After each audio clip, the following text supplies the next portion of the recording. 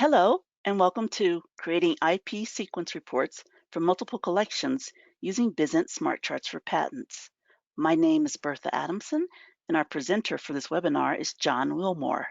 John will be giving a 20-minute presentation, and there will be 10 minutes for questions at the end. You can report problems or submit questions during the presentation in the question section on your webinar control panel. Use the red arrow to open your panel if it is minimized. And now, I will turn it over to John for the presentation. Thank you, Bertha. And thank you everybody for your time this morning or afternoon or evening, depending on where in the world you are. At the PIUG Biotech Conference 2 weeks ago, we gave a workshop talking about creating IP sequence reports from multiple databases, and the feedback was really positive, and we wanted to share that with you. I do want to share a couple of things on our website before, there we go. Before I go forward on bizint.com, we have slides, or we have some handouts available. If you go to bizint.com/PIUG bio, and we'll send you this link a little bit later as well.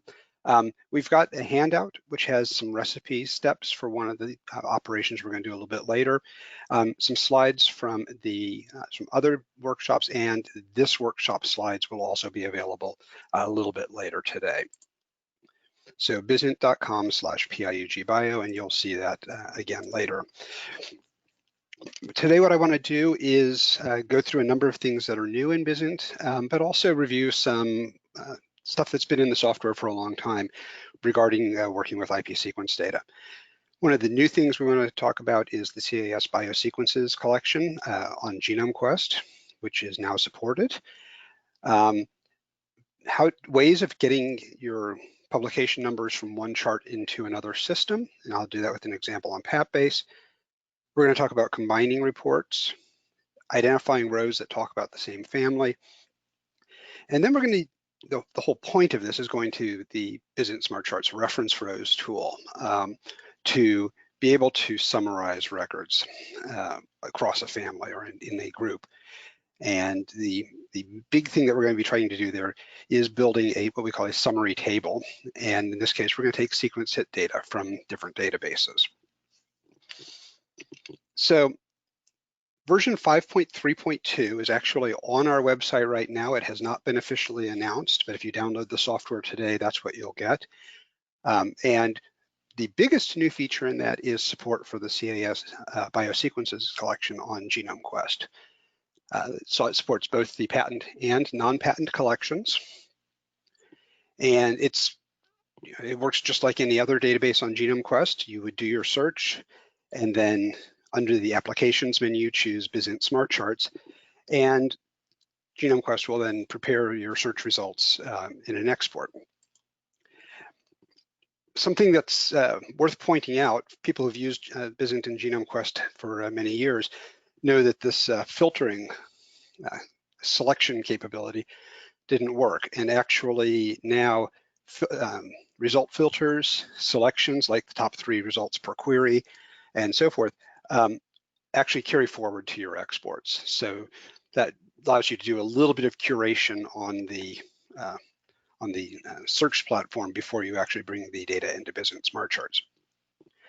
Now, for this particular example, I chose to take the top 3 results per query, and this actually was 8 queries. It's a heavy chain and a light chain, and then 3 CDRs for each. So we're looking at antibodies here, and so I have, in this case, I have 21 hits. Obviously, a couple of them didn't have three hits total. When I hit export, BizInt Smart Charts will open that file, and I can confirm over on the right-hand side that I have the 21 hits. I click OK and create my chart. Now, if you are doing multiple queries on GenomeQuest, there's a query ID column, and each of your query labels appear as a value in this column. So it's a really convenient way to upload multiple queries, run them, and bring all of that data in properly tagged into BizInt Smart Charts. But if you run each of your queries as a separate search, the default label is query 1. So each column will just say query 1. What we do is, in this case, is type a value into one cell, select that column, and paste our own query IDs into that column. So it's a way of keeping track of the data, and you'll see why we want to do that a little bit later here. So if you do that, you build your separate charts and then you combine them all together. So the CAS Biosequences data looks a lot like any other database from GenomeQuest on BizInt Smart Charts, with the addition of the CAS content. So we've got registry numbers, names, roles, notes, topology. I think I have an example in a moment with, actually I do, next slide, with biosequence modifications when those are present. This happens to be from non-patent, the non-patent collection. Works just the same as the patent content. Obviously, there's no family and so forth. But beyond the CAS content, it really is pretty much the same content that you see from GenomeQuest, or that you see from sequence databases on STN when we import them. So you will see identification information, organism, and so forth. You will see query results. So in this case, alignments and percent identity, alignment start, so forth, errors, gaps, things like this. And of course, you'll see bibliographic data. Now you'll notice here that the alignments don't look quite right. There's the vertical bars are sort of all smashed together. And if you're in BizInt Smart Charts and you want to get the alignments looking right, what you should do is select that column, and you can either right mouse, quick format, or you can go to the text menu and choose fixed width.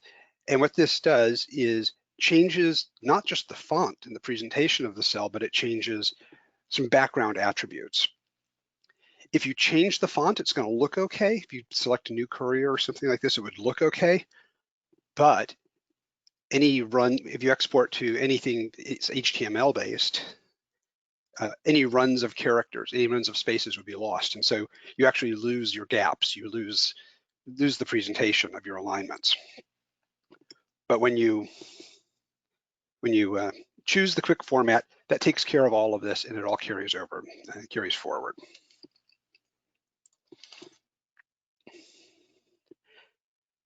So one of the, because this is CAS data, this is CA+, essentially CA+ in registry, we don't have claims. We don't have legal status. So I wanted to transfer the publications that I had in this particular collection over to another database, over to another system. I could have gone to Derwent Innovation, could go to PatBase, Orbit. I happened to choose, in this case, to go to PatBase.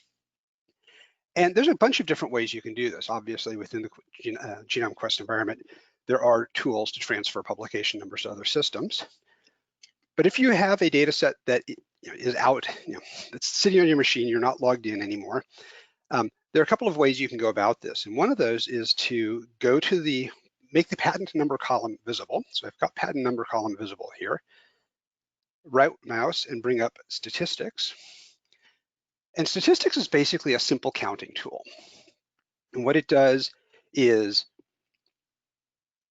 counts each of the publication numbers that show up in patent numbers that show up, and builds a little Excel sheet, which I believe I have sitting right here. And it's just the patent number and how many times it occurred.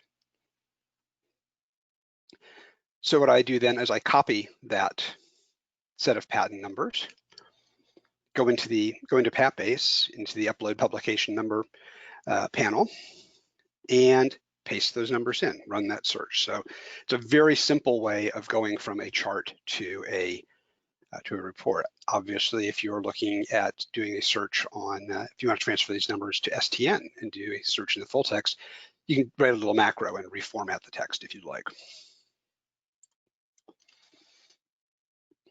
So on PatBase, I'm going to go ahead and export the results. And Probably the most useful thing on the BizInt Smart Charts website, if you're building charts, is under support, this second item here, creating reports from databases and hosts. And what we have here is for each of our platforms, we have a page that explains how do you get the data out. So on PatBase, here we have step-by-step how to get to the export panel, and then walking you through the export wizard.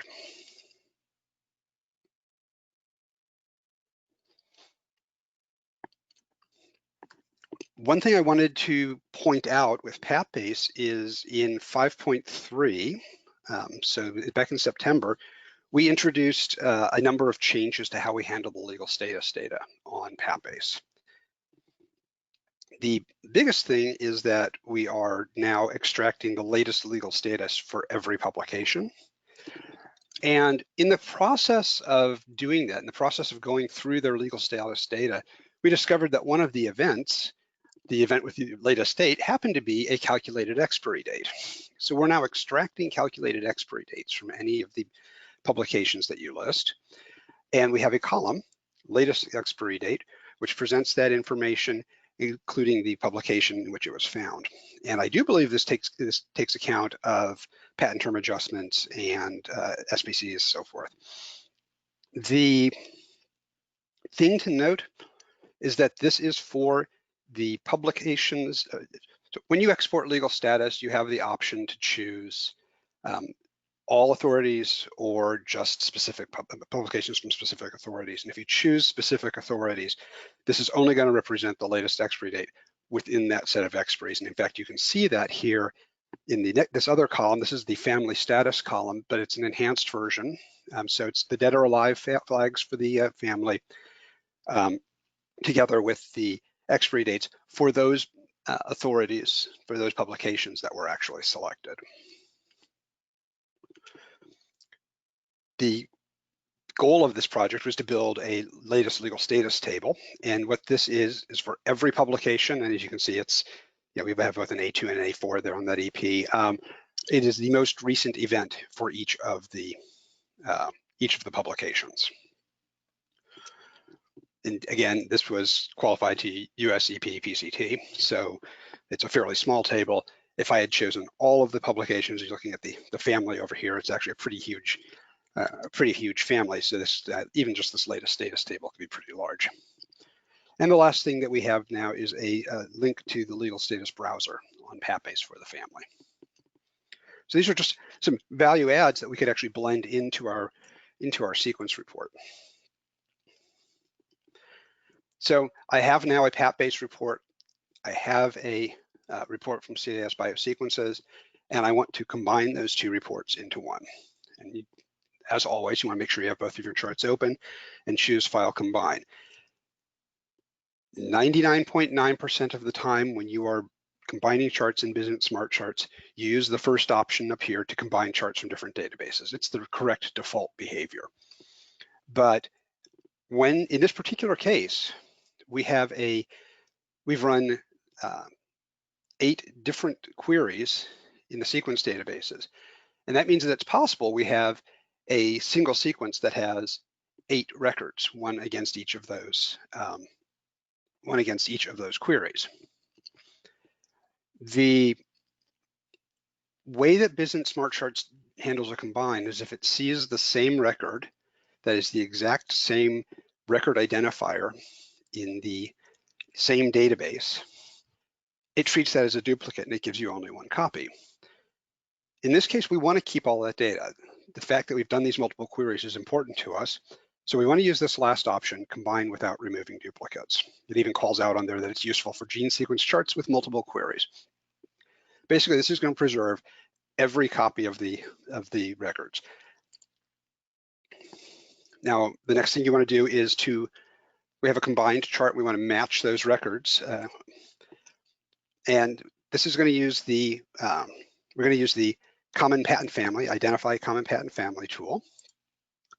And this is an example from a different report, but what it's doing is linking the publication numbers in the different records together to try to build a network, identify a superfamily.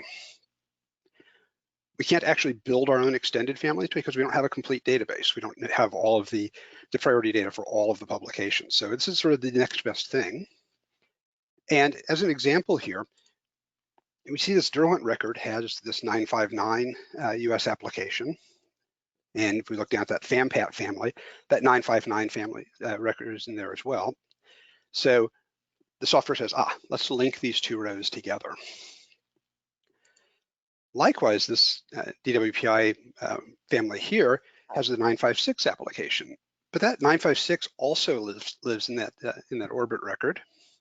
So that link is created.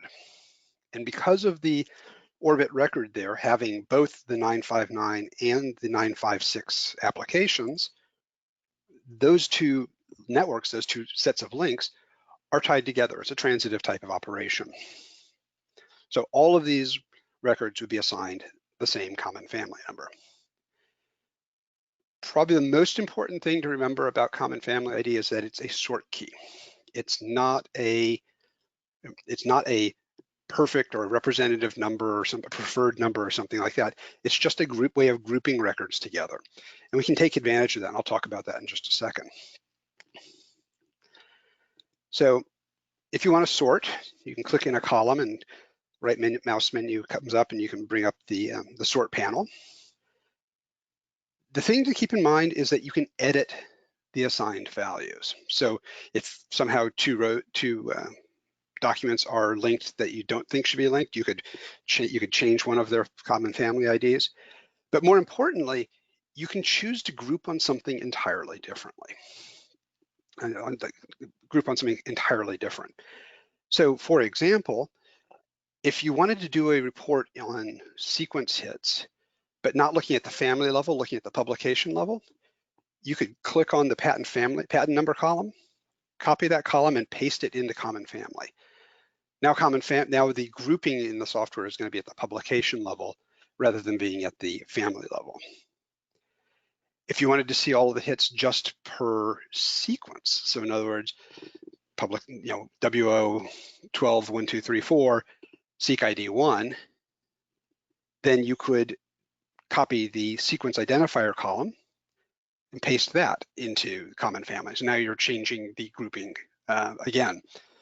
And this technique can also be used, for example, if you are on PatBase looking at publication level data, you can take the PatBase family number and paste that over if you wanted. That would work as well. So the next step is that we want to send this report to reference rows. And step one, you're going to have to save the combined report. Software will enforce that. And then you can either go to File, Send to Reference Rows, or there's a little icon on the icon bar that you can click that will transfer the data over. If you've modified the common family, so if you've gone and you've done some changes, some edits, if you have pasted in another column, do not click Regenerate. Regenerate will run the common family tool again and replace your values. So if you've modified it, do not replace the common family, do not run Regenerate. So what reference rows is all about is combining data from multiple records together related to the same family and picking a representative value. So I have here several rows. I don't know if you probably can't see over here on the left, but this is from a family 5 in this report, and I've got several different records. I've got one from PatBase and many hits from the CAS Biosequences for this particular family. And the check marks here are showing us what is the representative value. In other words, from the point of view of statistics, transferring data to other tools for doing visualizations, for exporting in any way, that is the value. So for this whole family, the PatBase family, this title is going to be the selected value. This patent assignee, so here we have this is the PatBase legal status browser. And that's only present in PatBase. So obviously that's going to be the only one that's chosen. Now, as we get over to the sequence data, we're looking at alignments and query IDs, sequence identifiers, and so forth. These are actually only present in our sequence data. So the check mark skips down to the next record. We don't see anything there in the PatBase. That's the default behavior of reference rows. But this is our query ID column here. And you'll notice that there's a check mark sitting in that first query ID, our light chain CDR1. And that's going to be the representative value, but that's not actually meaningful in this context. We actually see that this particular family hit a whole bunch of sequences. So one of the things we can do is we can change the rule for that particular column. So we can right click in the column or go to the reference rows menu and choose edit column rule. And there's a whole set of different rules that change the behavior of how BizInt Smart Charts handles the columns. So I'm going to go down to the bottom here and choose summarize unique values. And you'll notice, first of all, that the glyph changes, turns into a little table. But if I export, or if I do view statistics, what you see is that all of the query IDs that are present in that family are listed. So it's a really nice way to see coverage, particularly if you're doing more than three sequences. Obviously, if you're in the GQ environment, you can do the little Venn diagrams up to a point. But this will let you actually look at larger sets of overlap. But if I go, I'm going to bring up reference rows here now. The other thing we notice is that we've got the query ID, we've got the sequence identifier. So we're only showing one representative sequence identifier. We're only showing one representative subject percent identity within the family. We could change rules on those, but we're still only showing one.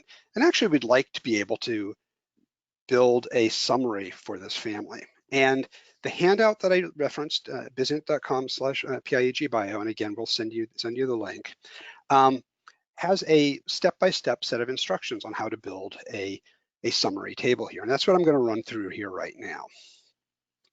So, and I'm actually going to, I'll go ahead and do the whole thing. You cannot change the names of columns once you've built the subtable. And I know that subject percent identity is fairly wide here.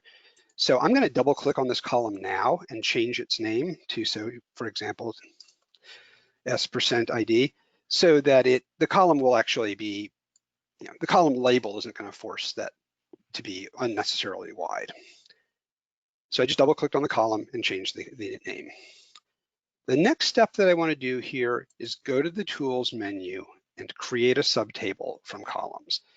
And what this is going to do is let me pick some set of columns. And I'm going to start with, I want my sequence identifier. I want my query ID. And I want the S% ID that I just created there. So I'm just picking a set of columns, and you can do this with any columns, putting them in an order. And what the software does is it builds a subtable, builds a little table out of these, which I can give a name. This is my sequence summary.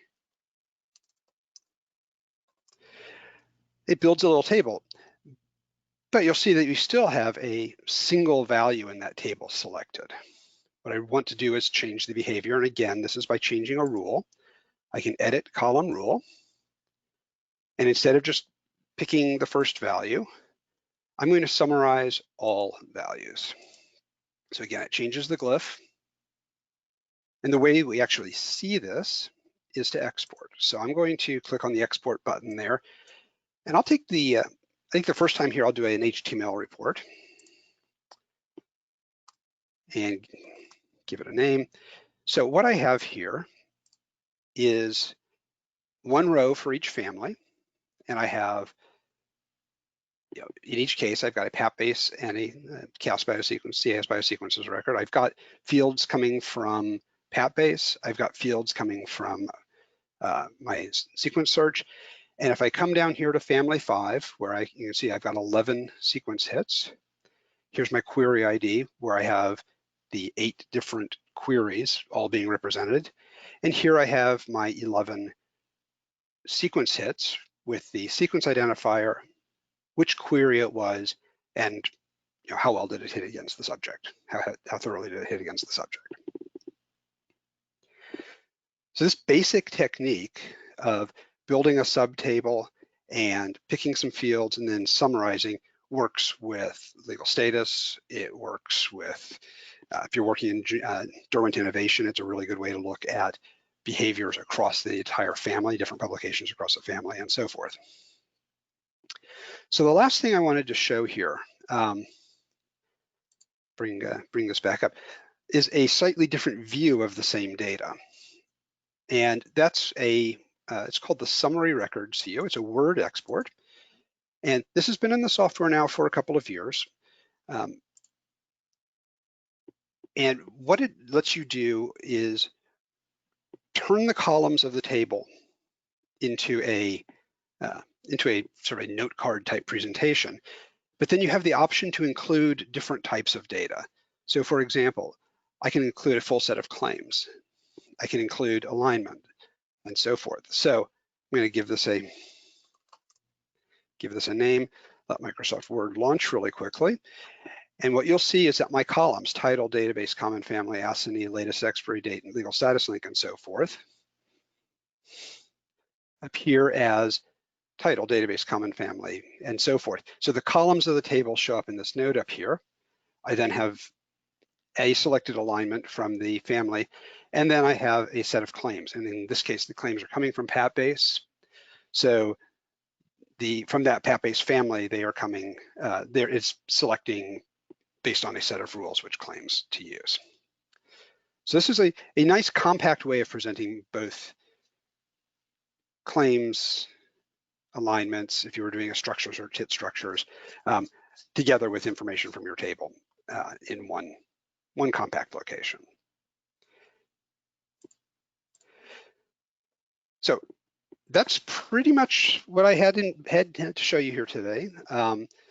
The recipe is available, bizint.com/PIUG Bio. I'm going to capture a couple more slides of the live section that we just saw here and put those into the slide set as well.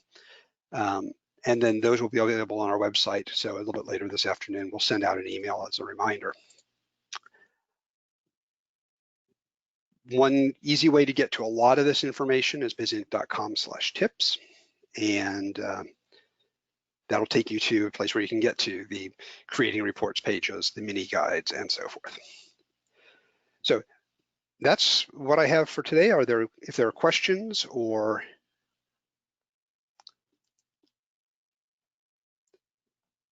Well, thank you, John.